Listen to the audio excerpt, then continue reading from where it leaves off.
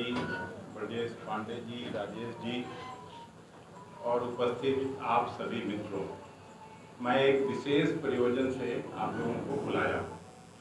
2005 में पहली बार बिहार में नीतीश जी मुख्यमंत्री बने और 2005 के कैंपेन में भी लगातार बिहार को स्पेशल स्टेटस के दर्जे की मांग वो करते आए।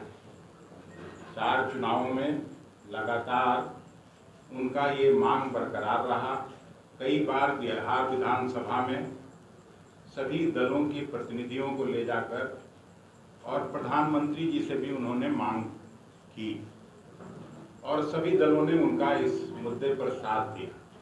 नीति आयोग का लगातार हर साल जो राज्यों का रिपोर्ट आता है उसको भी अगर ठीक ढंग से देखा जाए तो बिहार हमेशा से पिछड़ता जा रहा है। जो बिहार, हम अभी अपने बजट भाषण में भी इस इशू को उठाए थे और इस डिमांड को प्रेस करके मैं कहा था कि बिहार एक तो हमेशा से सुखाड़ और बाढ़ की समस्या से ग्रसित है, दूसरा सबसे पीछे छूटा हुआ राज्य हो गया। सभी मानकों पर, चाहे वो स्वास्थ्य का मानक हो, शिक्षा का मानक हो, इंडस्ट्रियलाइजेशन का मानक हो, सभी बड़े राज्यों में 28वें स्थान पर, एकाध अगर छोड़ दीजिए तो 27वें स्थान पर है। और जिस तरह से भारत सरकार ने ये मांग खारिज की, ये कह के कि बिहार उस पैरामीटर पर नहीं आता है। मैं उस दिन भी कहा था कि कोई भगवान, अल्लाह और क्राइस्ट तो मानक बनाते नहीं हैं। मानक तो अपना सरकार बनाती है। मानक कई बार पैरामीटर उसको चेंज करके जब करना होता है तो किया जाता है। तो बिहार के मामले में ऐसा क्यों हो रहा है? इसलिए बिहार कांग्रेस ने फैसला किया है और कल भी हम लोग इंडिया गठबंधन के सभी लोगों ने हाउस जाने के पहले इस इशू को उठाए थे। राष्ट्रीय जनता दल, माले और कांग्रेस के सभी हम साथी वहाँ इस इशू को उठाए थे और हम आज आपके बीच ये घोषणा करते हैं कि प्रदेश भर में इस विशेष दर्जे को लेकर चरणबद्ध आंदोलन बिहार कांग्रेस करने जा रही है। 12 अगस्त को प्रदेश के वरिष्ठ नेतागण सभी जिला मुख्यालय में प्रेस वार्ता करेंगे। 13 और 14 अगस्त को सुविधानुसार सभी प्रखंड मुख्यालयों पर विशेष राज्य के दर्जे को लेकर धरना कार्यक्रम होगा। इस कार्यक्रम में जिला प्रभारी, विधायक, पूर्व प्रत्याशी, प्रदेश डेलीगेट, AICC डेलीगेट अपने अपने प्रखंड के कार्यक्रम में उपस्थित होंगे। द्वितीय चरण में जिला स्तरीय एवं तृतीय चरण में प्रदेश स्तरीय कार्यक्रम होगा। इसकी घोषणा भी हम आगे करेंगे। आज इसी इन्फॉर्मेशन को आपसे साझा करने के लिए हमने आपको बुलाया था। मुझे पूरा विश्वास है कि बिहार के इस हक हुकूक की लड़ाई को लड़ने में आपका भी सहयोग मिलेगा।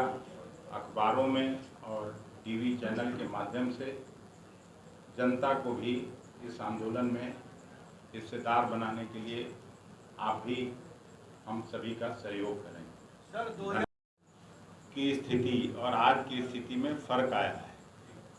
आप निकाल के देखिएगा। या बराबर मैं इस बात को कहते रहा हूँ, क्योंकि फूड मिनिस्ट्री और एग्रीकल्चर मिनिस्ट्री को देखने का हमको मौका मिला कि कांग्रेस की हुकूमत में पहली पंचवर्षीय योजना, द्वितीय पंचवर्षीय योजना में जितना इंडस्ट्रियलाइजेशन हुआ उसमें बिहार अव्वल था। Bihar was the best administrated state in the country. ये कोई कांग्रेस पार्टी नहीं कर रही है, बल्कि सरदार वल्लभ भाई पटेल ने मुख्यमंत्रियों के सम्मेलन में कही थी ये बात। और सारा जितना हटिया का कारखाना हो, बोकारो का कारखाना हो, सिंदरी का कारखाना हो, कांटी थर्मल हो, बेगूसराय का जो रिफाइनरी का कारखाना हो, सब तो उसी समय हुआ। और प्रायः सभी जिलों में उस समय चीनी मिल, शकील साहब के ज़िले में जूट मिल इतना बड़ा, उस इलाके से कितना जाता था बंगाल में और पूरे देश में, तो उस समय ऐसी स्थिति नहीं थी। धीरे धीरे बिहार पिछड़ते गया, उसके बाद ये मांग उठना स्वाभाविक था। हम जरूर 2004 से लेके 14 तक तो रहे ही, लेकिन उस समय भी ये स्थिति नहीं थी, उसको भी हम लोगों ने उठाया था।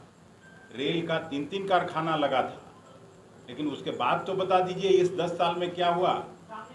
हम लोग प्रधानमंत्री जी का वो भाषण सुना जिसमें बिहार की बोली लगाई जा रही थी, 10,000 करोड़, 20,000 करोड़, 50,000 करोड़ दीजिए, हम 1,25,000 करोड़। और ये बात उठी ही तब जब बिहार का झारखंड से अलगाव हुआ और सारा मिनरल वेल्थ झारखंड में चला गया। उस समय भी अगर ठीक से आपको याद होगा, उस समय के तत्कालीन गृह मंत्री LK आडवाणी जी ने जब बंटवारा का प्रस्ताव पेश हुआ था लोकसभा में, तो उन्होंने 1,80,000 करोड़ की पैकेज की घोषणा की थी, जिस समय मैं 2000 की विधानसभा में काम करता था। आप लोग अभी भी निकाल के देख लीजिए कि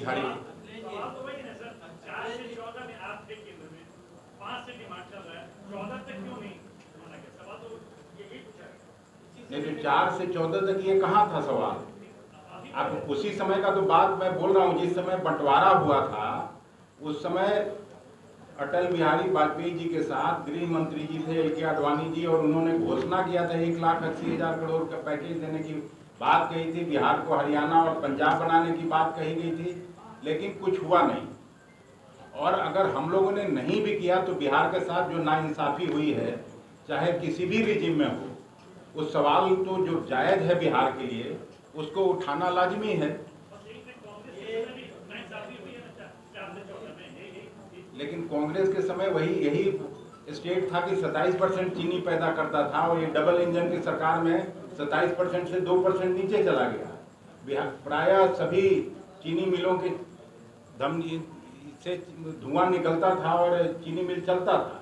आज कितना चीनी मिल चल रहा है? आप तो नॉर्थ बिहार के रहने वाले, आप ही बता दीजिए। यहाँ बेटा में चीनी मिल था, वारसलीगंज में चीनी मिल था, गुरारू में चीनी मिल था, सब तो चलता था। नॉर्थ बिहार में तो सब जगह था।